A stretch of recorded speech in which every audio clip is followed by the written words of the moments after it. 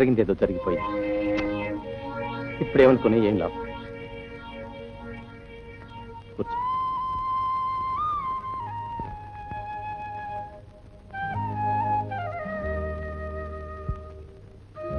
మా నాన్న సుబ్బయ్య నాయుడు గారితో నా కోసం ఒక పెళ్లి సంబంధం చూడమని చెప్పింది నిజం, కానీ మీకు డబ్బిస్తానని చెప్పలేదు. మా నాన్న చేయించిన నగలు 5,000 రూపాయల దాకా ఉంటాయి. తీసుకోండి. వద్దు, నేనంత హృదయం లేనివాడిని కాదు. నేను ఆశించిందంతా మీ ప్రేమేనండి.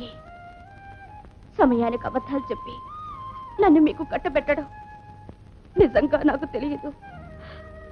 ఆ ఉద్దేశం మీ మనసులో ఉన్నంత వరకు నా ఎడల మీరు ప్రేమ చూపలేరు. అది తలుచుకుంటేనే నాకు భయంగా ఉందండి. చాచా, భయపడకు.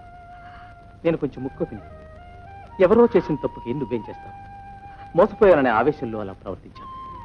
ఇదంతా మనసులో పెట్టుకుని నేను ద్వేషిస్తాననుకో.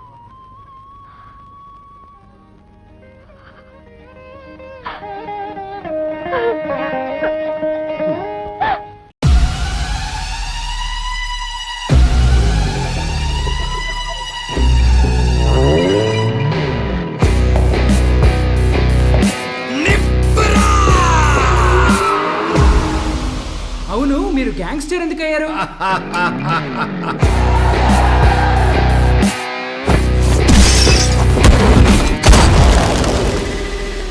ఎవడ్రా కబాలి? పిలవండి రావండి. తెలుగు చిత్ర